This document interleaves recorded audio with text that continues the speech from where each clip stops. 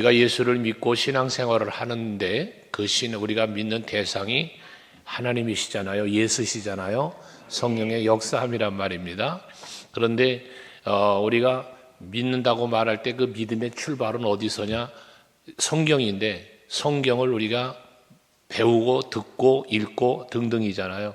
그러니까 알아야 된다는 거예요. 하나님은 어떤 분이신지를 우리가 알아야 그 아는 바를 믿는 거잖아요. 그래서 믿음은 들음에서 난다는 것이거든요.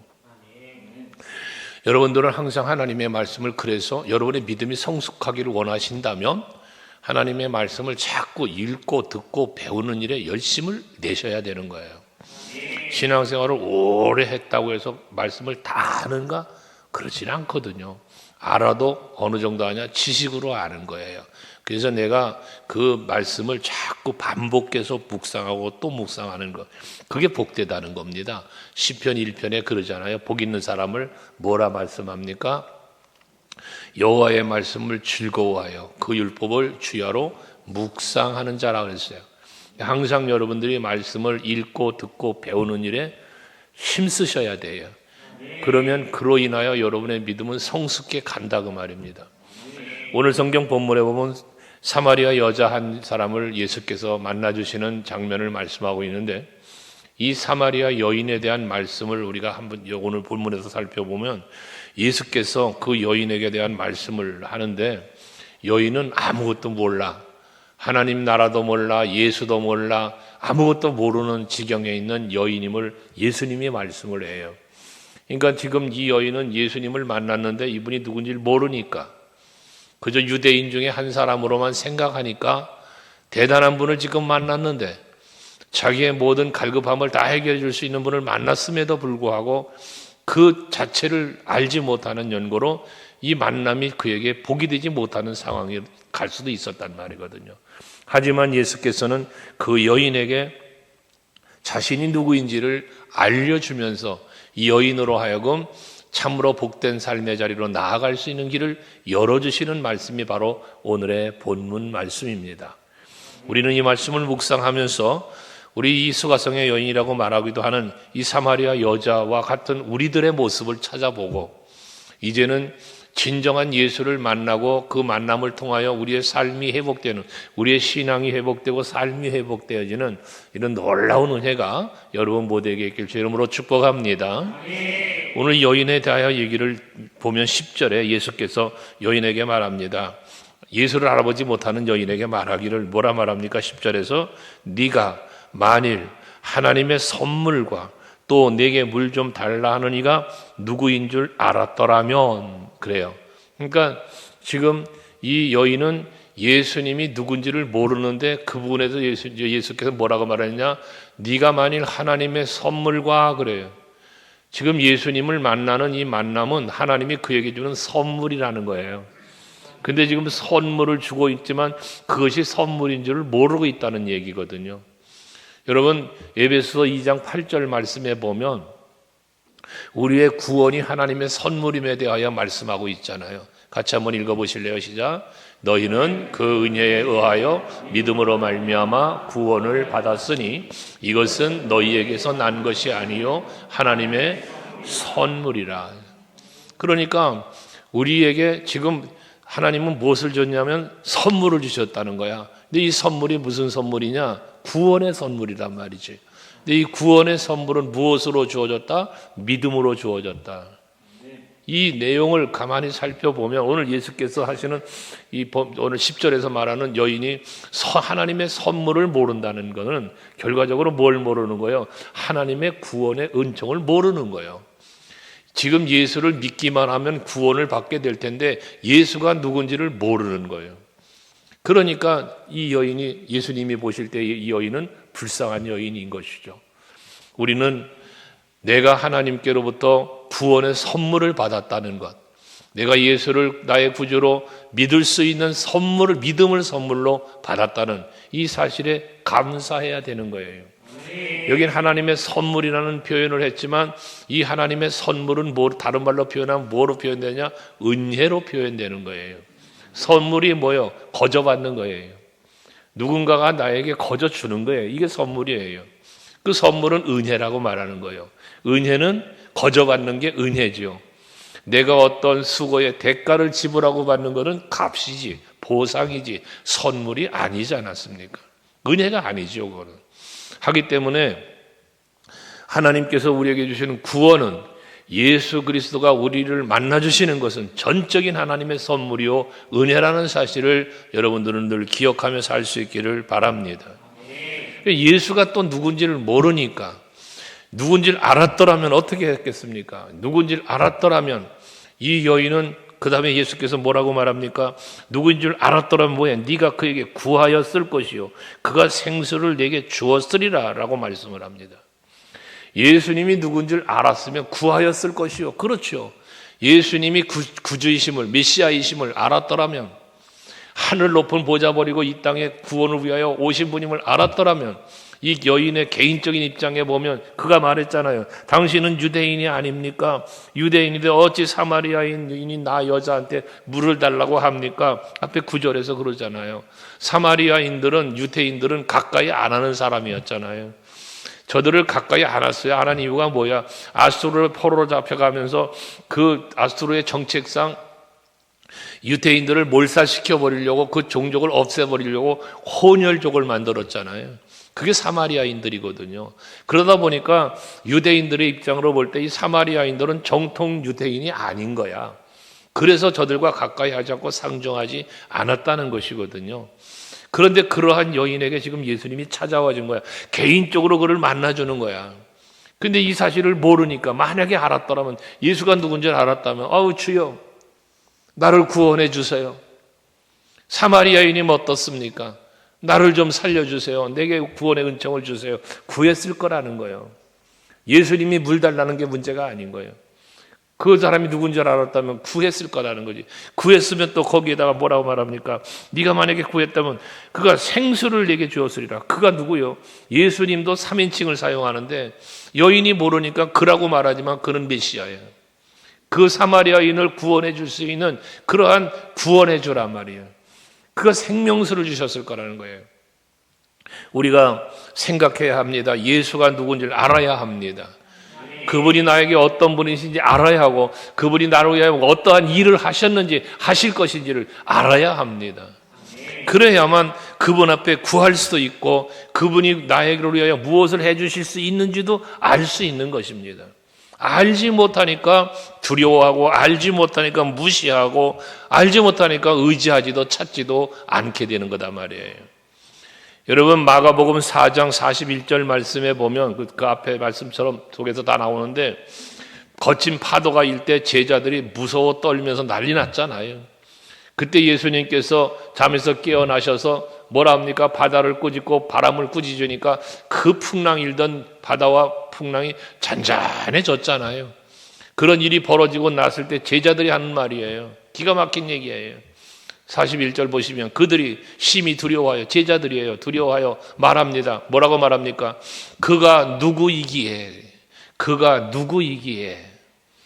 지금 자기의 스승 예수님이요, 엄청난 기적, 병든 자를 고치시고 오병이어의 기적도 일으키시고 어마어마한 일을 하신 분이요. 그런데 제자 가까이 모시고 있던 제자들의 입에서 그가 누구시기에 라고 말하고 있는 이들의 모습. 지금 예수님이 누군지를 모른다는 거예요. 그러니까 바다도 잔잔해져, 바람도 잔잔해져. 어떻게 이 사람이 바람도 바다도 순종할 수 있게 했는가? 이 사람이 도대체 누구야? 라고 말했다는 것이거든요. 예수님을 가까이 했던 제자들조차도 예수님이 누군지를 모르고 있는 이러한 모습들. 그러니까 예수님을 모른다고 베드로 부인하고, 고난당하니까 다 도망치고 이러는 거예요. 누군지를 모르니까 그런 일이 벌어지는 거예요. 오늘날도 마찬가지인 것입니다.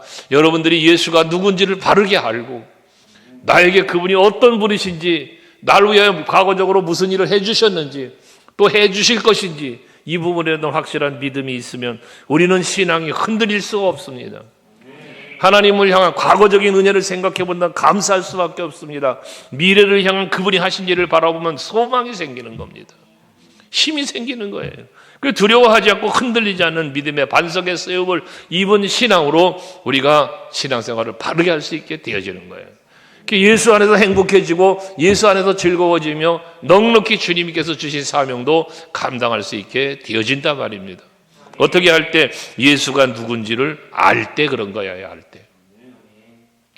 그러면서 예수께서 너는 구하였을 것이라고 말한 그 생명수도 주었을 것이라고 말을 하지 않습니까? 그런데 11절에 보면 그 여자가 그 예수님의 말씀을 듣고도 무슨 말을 합니까?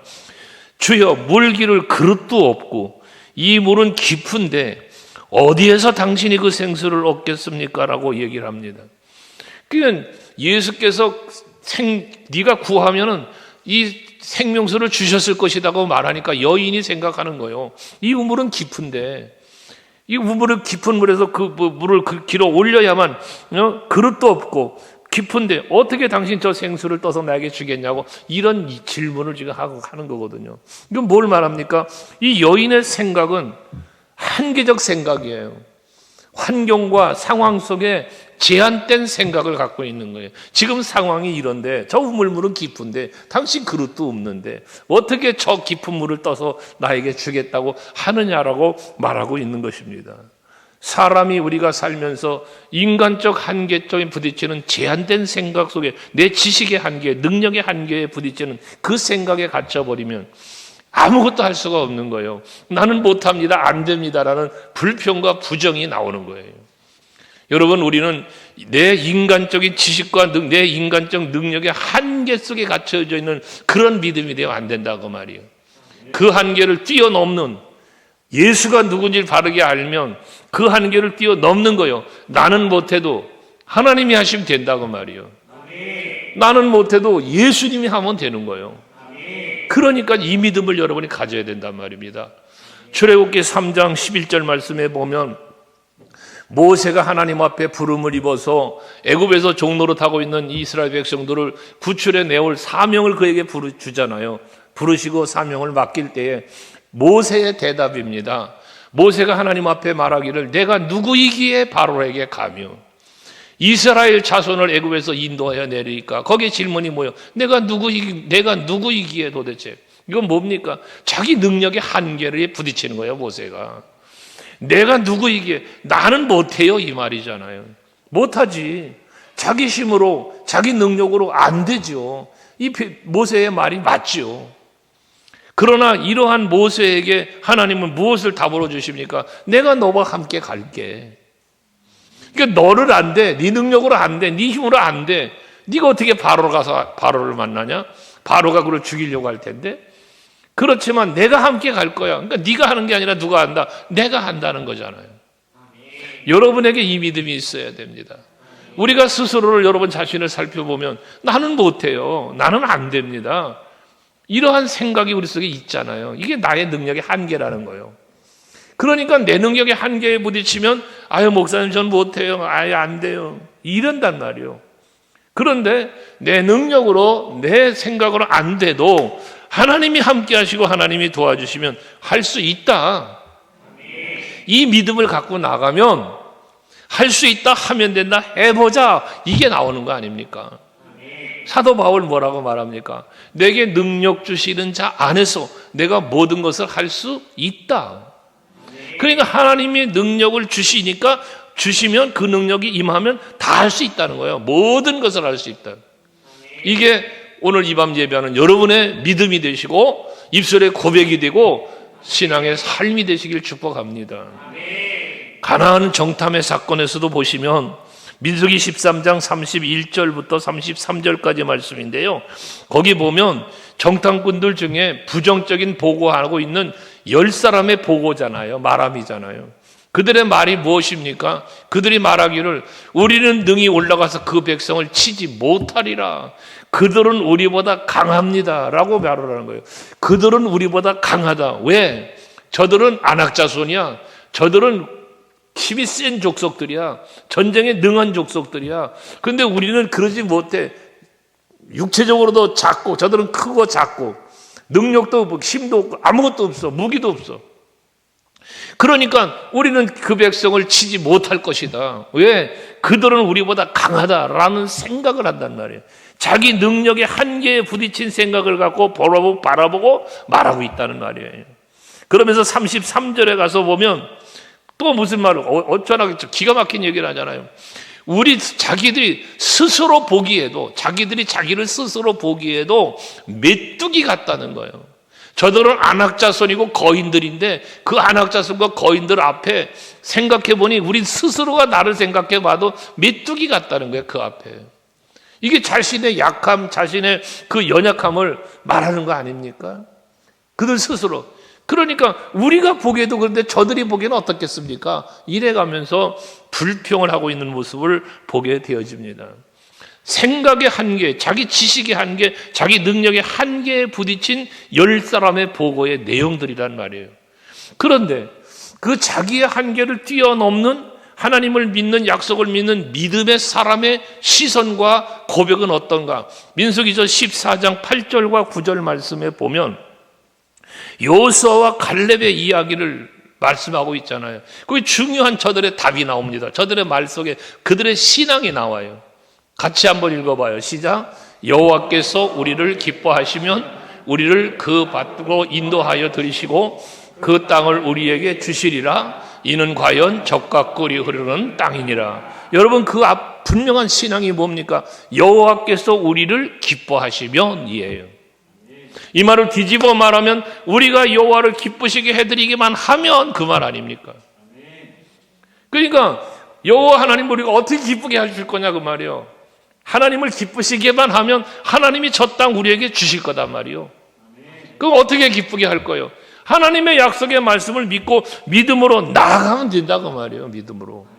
그러면 그 믿음대로 되어지도록 그 믿음을 보시고 하나님이 기뻐하시면서 그래 네 믿음대로 될지어다 하시면서 은혜 베푸시는 거 아닙니까?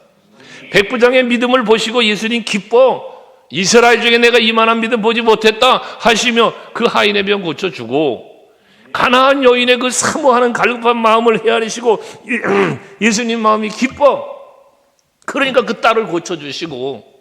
여러분 그런 거 아닙니까? 여러분 하나님을 기쁘시게 해드리기를 힘쓰시면 돼요. 여러분의 신앙이 내가 어떻게 하면 하나님 기쁘시게 해드릴까? 어떻게 해야 하나님이 기뻐하시면서 날 위하여 일해 주실까?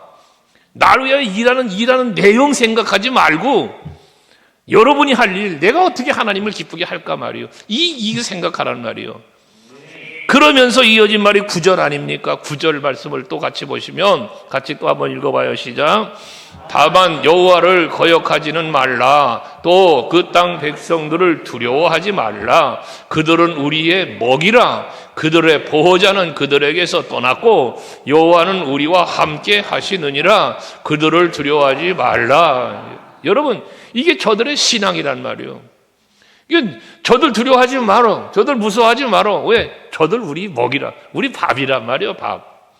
우리의 밥이야. 저 친구들은. 안악자손 그래 거인이야. 안악자손이면 어떠고 거인이면 어때? 하나님이 우리와 함께 하시는데, 하나님이 우리에게 주시겠다고 약속한 땅인데, 그러니까 저들은 우리 먹이가 돼요. 저들이 우리 메뚜기 같은 게 아니라, 비록 메뚜기 같을지라도 하나님께서 저들 우리에게 먹이를 주시면 먹는 거 아니겠습니까?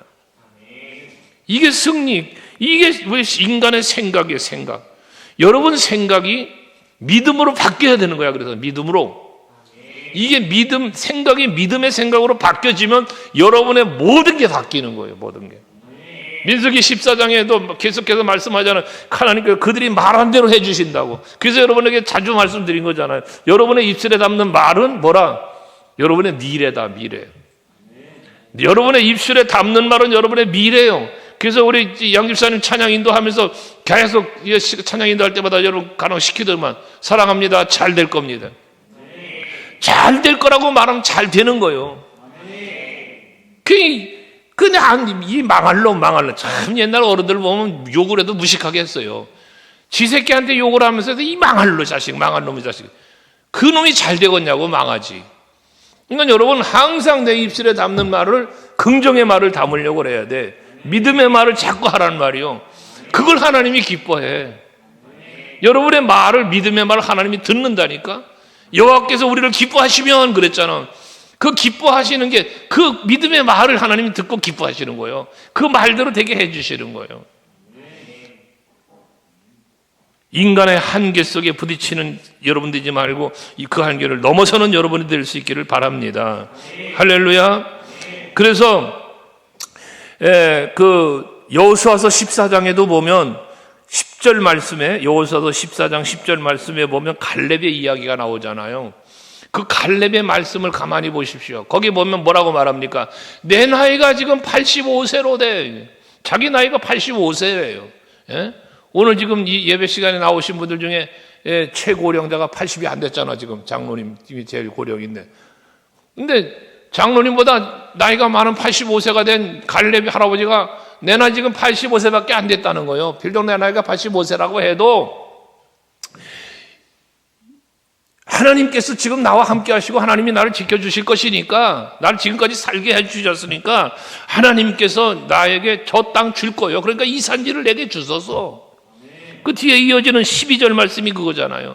이 산지를 여호와여, 이 산지를 지금 내게 주소서 라고 말하지 않습니까? 그곳에는 아낙 자손이 있고 그 성읍들은 크고 견고할지라도 여호와께서 나와 함께 하시면, 따라합시다. 여호와께서 나와 함께 하시면. 여러분, 중요한 메시지가 이거예요. 아무리 저들이 아낙 자손이면 어때? 그 성읍이 크고 견고하면 어때? 여호와께서 나와 함께 하시기만 해준다면 내가 여호와께서 말씀하신 대로 그들을 쫓아낼 것입니다. 이게 갈렙의 믿음이요. 인간의 한계를 뛰어넘는 거예요. 우리 서강교회 성도 여러분들은 이런 능력 있는 성도들이 되시기를 바랍니다. 어려운 문제를 만나고 힘들고 어려운 상황과 환경을 만나도 그 문제 때문에, 그런 상황 때문에 무서워 떨지 말고 두려워하지 말고 뒤로 돌아가지 말고 앞으로 나아가는 여러분 될 수 있길 바라는 거예요. 누가복음 19장에 보면 삭개오의 이야기가 있잖아요. 삭개오는 키가 작아.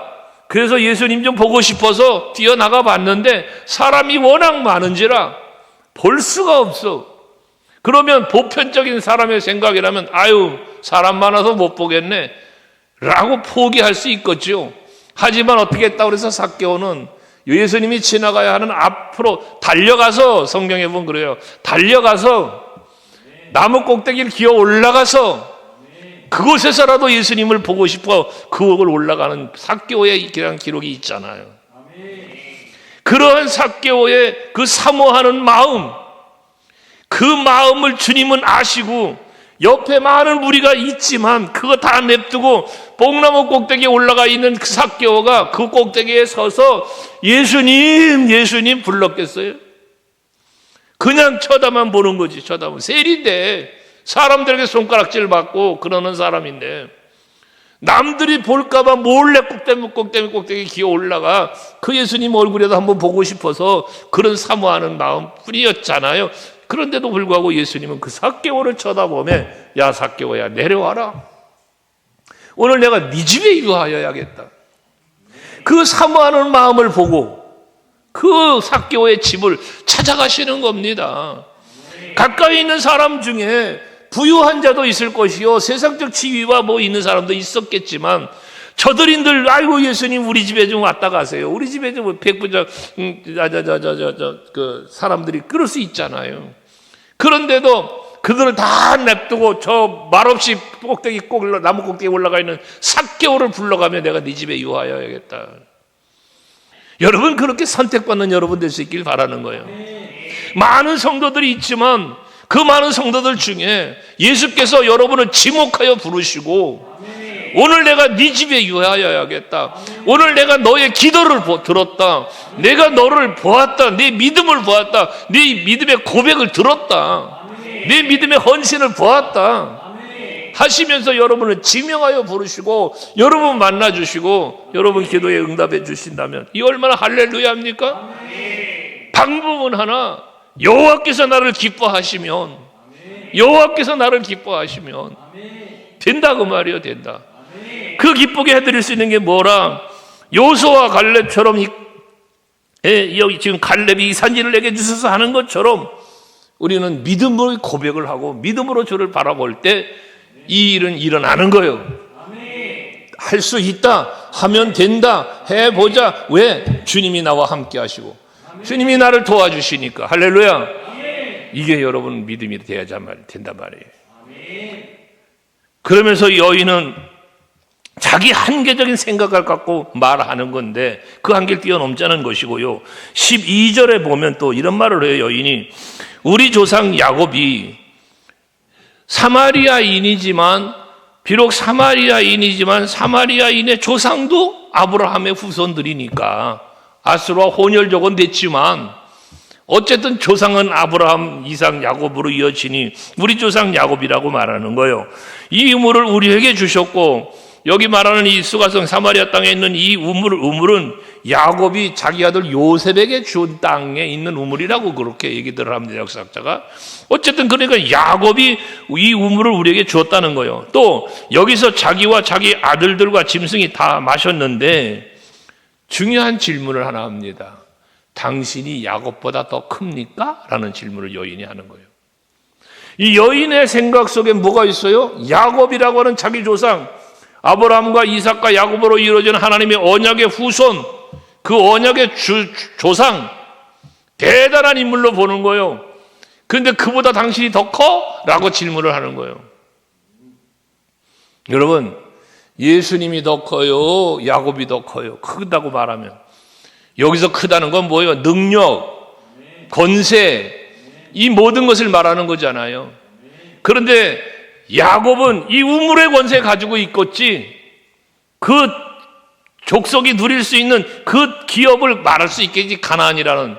하지만 예수님은 하늘과 땅의 모든 권세를 가지시니요, 천지만물을 창조하시니요. 누가 더 큽니까? 말할 것 없죠. 근데 왜 여인은 이 말을 왜 한다? 예수님이 누군 줄 몰라.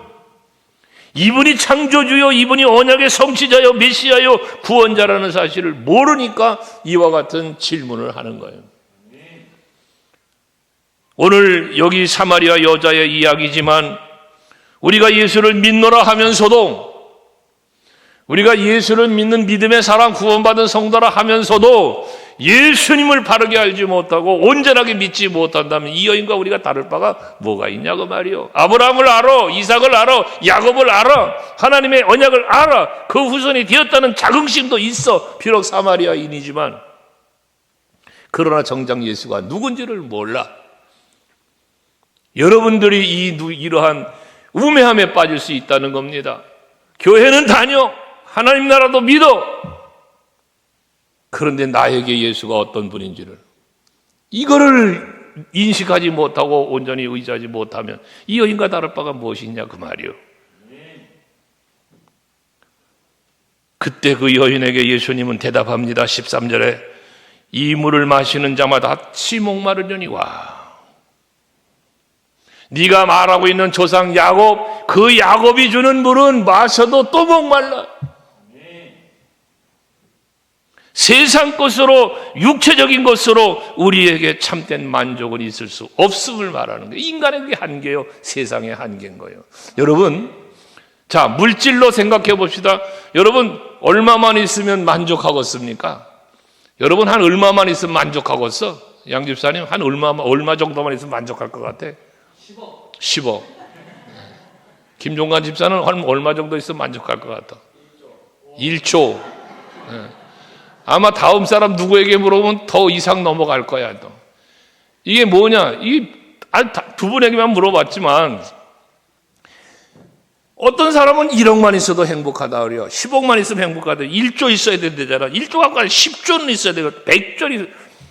인간의 욕심은 한계가 없어. 만족할 것 같지만 10억이 딱 생기면 만족이 안 돼. 요 10억 갖고 내가 어떻게 해서 한 20억 만들어 보고 싶고 100억 만들어 보고 싶은 게 인간의 욕심이요. 그러니까 세상 것으로 채워도 목마른 거예요. 세상 것은. 이 우물물 떠서 마셔봐라, 또 목말라. 목마르니까 물 들어온 거 아니야. 이 여인은 이게 처음 들어왔나? 이전에도 떠다 마셨을 것 아니겠어요. 근데 계속 목마르, 계속 이 물 들어오는 거 아닙니까?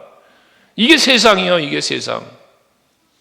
그러면 예수님의 말씀, 이 물을 먹으면 다시 또 목마를 거야. 그런데 오늘 14절 같이 한번 또 읽습니다. 14절 읽어요. 시작. 내가 주는 물을 마시는 자는 영원히 목마르지 아니하리니 내가 주는 물은 그 속에서 영생하도록 솟아나는 샘물이 되리라. 할렐루야. 여기 내가 주는 물을 말씀하십니다. 내가 주는 물. 예수께서 주는, 지금 이 야곱의 우물에서 떠먹는 물은 육신의 갈급함을 채우는 물이요, 이건 또 목말라. 그런데 예수님이 주는 물, 내가 주는 물은 무슨 물이라? 생명의 샘물이요, 생명의 샘물. 영생하도록 솟아나는 샘물. 영생수요, 영생수. 이것은 하나님의 은혜를 말하는 것이고, 궁극적으로는 예수 그리스도의 십자가 보혈을 의미하는 거예요.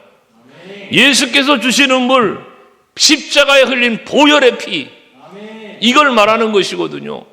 그러니까 우리는 그 보혈의 피를 마신 사람들이요, 예수님이 마지막 제자들을 놓고 만찬을 하시잖아. 마지막 만찬. 이건 내 살이다, 이건 내 피다, 너희를 위하여 흘리는 내 피다. 이게 샘물이요, 이게 샘물. 여기서 말하는 샘물. 그래서 하나님의 은혜를 상징하고 보혈을 상징하고 또 성령을 상징한다고 그래요.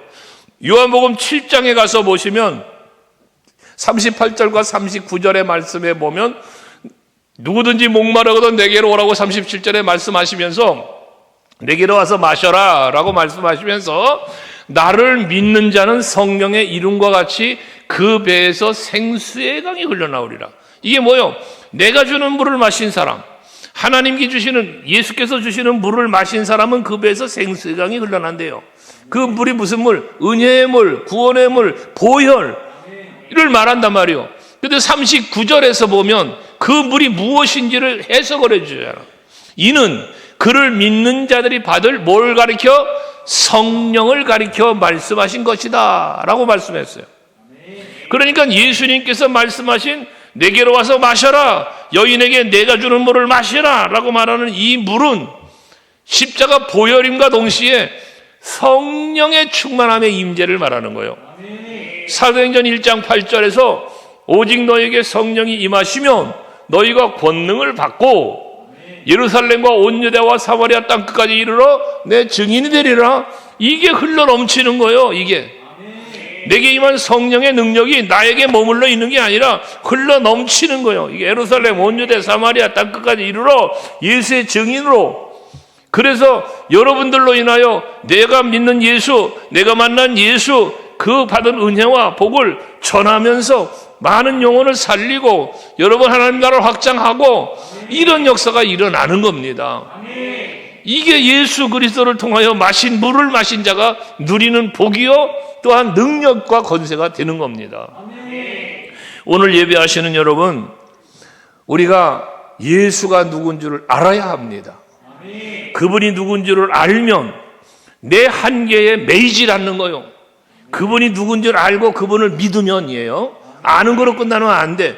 예수가 누군지를 우리가 알면 그 예수를 내가 믿어야 돼. 그리고 구한다 그러잖아. 구한다. 누군지를 내가 알면 구할 것이요 또 생수를 줄 것이다 라고 했으니까요.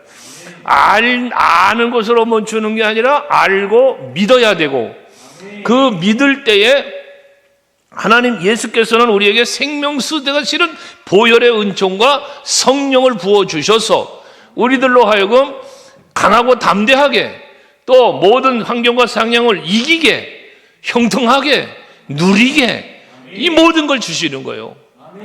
나 홀로만 누리고 나 홀로만 능력자가 아니라 이제는 나로 인하여 또 다른 누군가에게도 이 은혜를 전하고 나누고 살릴 수 있는 능력, 나로 인하여 누군가를 살리고 나로 인하여 누군가를 세우고 할 수 있는 그러한 능력자로 여러분을 만드신다는 거 아닙니까? 그러니 예루살렘 마가다락방에 성령이 임하니까 예수께서 말씀하신 이 생명수 샘물이 그들에게 임한 거예요. 그러니 저들이 어떻게 됩니까? 이제는 넘쳐나기 시작하니 나아가서 복음 전하고 예수 십자가를 전하니까 그 복음을 듣는 자들도 예수의 보혈을 마시고 은혜를 마시고 성령을 받으면서 하나님 나라가 확장되고 교회들이 세워진 거 아닙니까? 우리 서강교회도 그렇게 세워진 교회예요. 우리 모두가 이제는 그렇게 세워진 교회로 그런 은혜를 입은 성도답게 이제는 우리도 생명수 샘물을 누군가에게 마실 수 있도록 전하고 나눌 수 있는 우리 모두가 되어야 할 것입니다. 그것이 하나님의 기뻐하심이에요.